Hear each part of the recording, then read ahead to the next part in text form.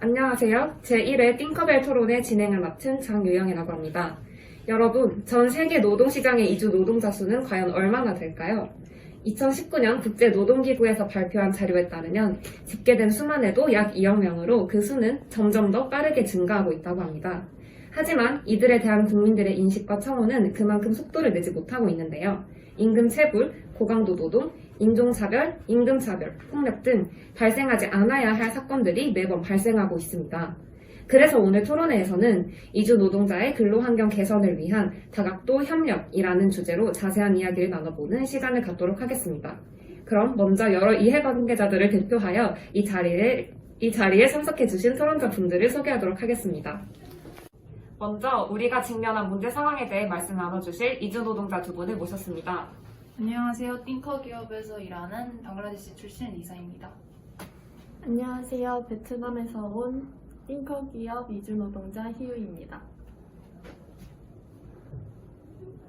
다음으로 띵커 기업 황태진 대표를 모셨습니다. 네, 반갑습니다. 띵커기업 대표 황태진입니다. 다음으로 고용노동부 김민선 장관입니다. 네, 김민선입니다. 그리고 이주민 복지센터 소장 김미안 대표님을 모셨습니다. 안녕하세요. 이주민 복지센터 소장 김리은입니다.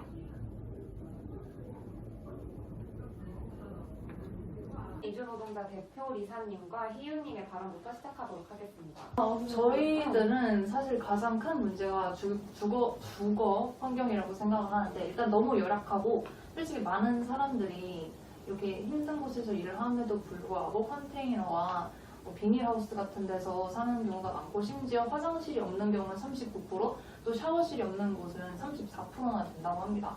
또한 되고 또 여자랑 남자랑 이렇게 같은 한 숙소에서 사는 경우도 많고, 뭐 당연히 소화기나 이런 안전 대비 이런 건 당연히 갖춰져 있지 않는 이런 열악한 환경 속에서 저희한테 엄청난 좋은 노동이라 해야 되나? 되게 좋은 효율적인 업무를 하기에는 너무 열악한 환경에 저희가 살고 있다고 생각을 하고, 또 저희는 언어 장벽이 있잖아요. 아무래도 저희가 제2외국어로 한국어를 하는 건데 이거에 대한 이해심과 배려심이 많이 부족하다고 느껴요. 되게 저는 이제 방글라데시어, 희우님은 베트남어를 하던 사람이 외국에 와가지고 한국어로 같이 일을 하는 건데 좀 이거에 대한 어느 정도 인식도 개선되어야 할 것 같고, 저희를 좀 이해하고 배려해 주셔야 될 것 같아요. 그리고 문화 존중을 또 받고 있지 않다고 생각을 하는 게, 이제 서로의 문화를 같이 이해하고 존중하고 새롭게 만들어 나가야 하는데,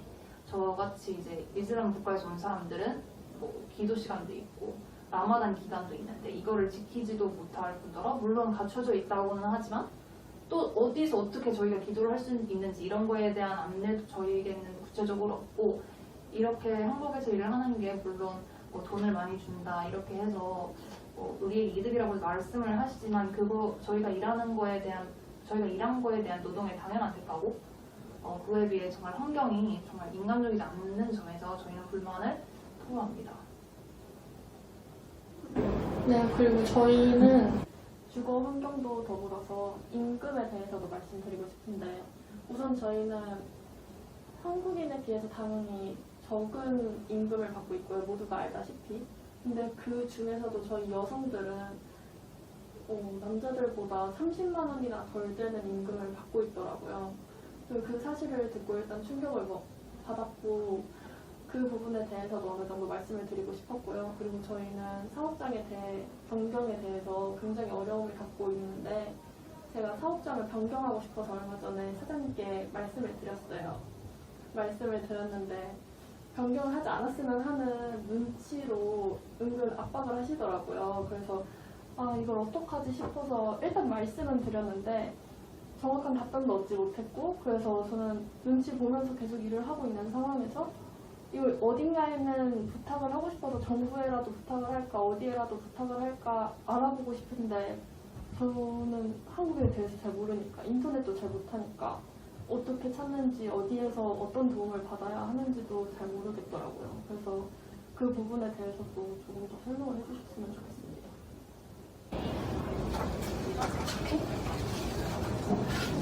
네, 두 분 모두 솔직하고 자세한 말씀 정말 감사드립니다. 연고지가 없는 나라에서 일하는 것도 힘든데 언어 소통의 어려움, 문화 차이, 제도적 차이 때문에 더 어려움을 많이 느끼셨을 것 같은데요.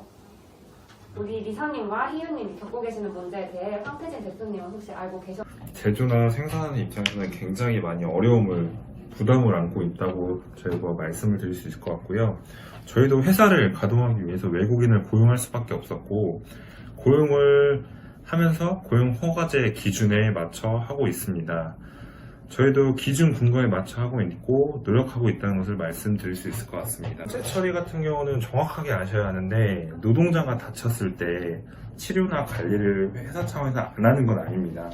그렇다고 저희가 산재 처리를 해버리면 또 노동청에서 관리 감독과 경고를 먹게 되고 또한 외국인 근로자를 더 이상 고용을 할 수 없게 되는데 그러면은 악순환이 되지 않습니까? 그럼 저희는 어떻게 회사를 돌려야 된다는 말입니까? 이런 부분은 정부나 현장의 상황을 명확하게 확인하고 법령을 개정해 주시면 저희와 외국인 노동자 상생을 도와주셔야 하지 않겠습니까? 저희 외국인 노동자 고용주들은 이러한 요구를 정부나 이제 공공기관에 요구를 하고 있는 겁니다. 네, 저희는 이제 기업 입장을 들어봤는데요. 이제는 국내 공공기관의 입장을 한번 들어보도록 하겠습니다. 김리현 대표님께서는 현재 상황에 대해 어떻게 생각하시나요? 네, 현재 한국에 거주하는 외국인 약 5명 중 1명은 저숙련 임시 근로자입니다. 이제 한국에서 농촌의 경우 농번기에 외국인 농부가 없으면 제대로 농사를 지을 수 없을 정도로 외국인 노동자가 차지하는 비중이 높고 다른 분야 또한 외국인 노동자의 비중이 점점 높아지는 추세입니다. 맞아요. 외국인 근로 노동자가 우리나라 경제에 기여하는 바가 굉장히 크고 점점 더 커지고 있는 상황이에요.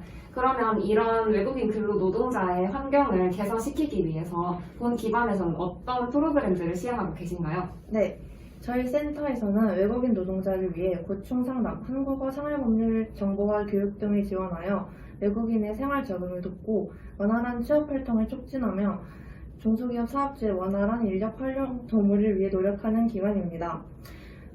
그래서 저희 센터는 외국인 노동자뿐만 아니라 우리나라의 사업주까지 지원하여 양측이 원활하게 한국 사회에 융화될 수 있도록 노력하고 있습니다.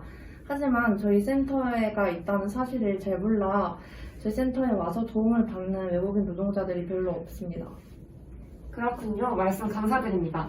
제 생각에 이주 노동자들의 이런 프로그램 참여를 저조한 이유는 프로그램 자체가 있다는 사실을 잘 모를 뿐더러 잘 알려주는 사람이 없기 때문인 것 같습니다.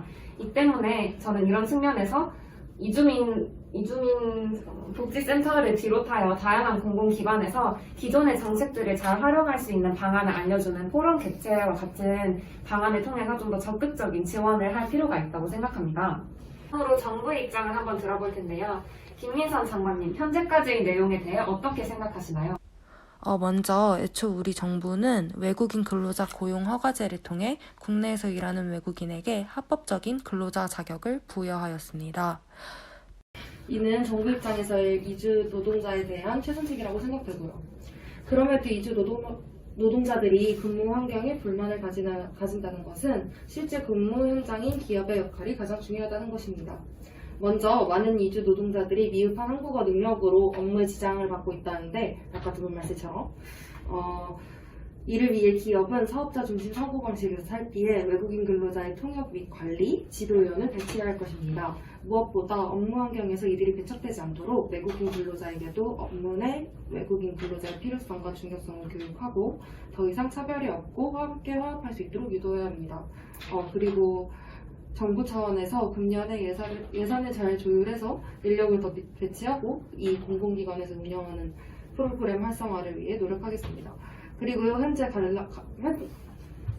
논란이 되고 있는 사업장 변경 제한에 대해서는 긍정적으로 검토해볼 것을 약속드립니다. 어쨌든 현 상황에서 가장 요구되는 것은 기업 내 외국인 노동자의 업무 환경 개선을 위한 사업주의 역할, 나아가 그 공동체의 화합일 것입니다. 감사합니다. 정부의 보다 적극적인 노력과 변화된 정책들 기대하고 있겠습니다. 네, 김민선 대표님께서 지금까지 아주 중요한 말씀을 해주셨는데요. 어떤 일이든 한쪽만의 이익을 고려할 수는 없죠. 모두의 협력과 화합이 굉장히 중요할 것으로 생각됩니다. 마지막으로 코로나 사태로 인해 오늘 이 자리에는 아쉽게도 참석하지 못하셨지만 글로벌 파트너십에 대해 의견을 여쭈어보기 위해 국제다문화협회의 박신영 대표님의 인터뷰를 요청하였습니다. 영상으로 만나보시겠습니다. 안녕하세요. 국제다문화협회장 박신영이라고 합니다. 우선 오늘 토론회에 참석하지 못해 굉장히 아쉽다는 말씀 전해드리고 싶습니다. 그렇지만 현안에 대해 항상 고민하고 있다는 사실을 알아주시면 감사하겠습니다. 저는 오늘 이주 노동자분들과 사업주분들 모두의 권익을 보호하면서도 이득이 될 수 있는 파트너십 체결을 제안하고자 합니다. 다시 말해 노동자 유입국과 유출국 간의 협력을 제도화하자는 말입니다. 한국에 노동을 제공하는 외국인 근로자가 일정 기준을 만족한다면 그들에게 법적으로 거주지 마련 또는 식비 지원 등 기본적인 생활을 보장해 줘야 한다고 생각합니다. 그럼 고용주에게 너무 큰 부담이지 않냐고요? 그건 아닙니다. 어떤 국가든 노동시장의 특성상 내국인 근로자를 고용하는데 어려움이 있는 부분이 있을 겁니다. 이 협력 파트너십을 통해 그 부문의 파트너십 체결 국가에서 온 일정 비율의 외국인 노동자를 고용할 수 있게 되며 고용된 근로자들은 추가적인 인센티브를 보장받을 수 있습니다. 이는 결론적으로 고용주에게 비교적 안정적인 노동력을 제공하면서도 이주 노동자의 권리를 보호할 수 있으며 국가 간 교류 활성화에도 큰 도움이 될 것이라 생각합니다. 지금까지 띵커벨 토론회 진행을 맡은 사회자 장유영이었습니다.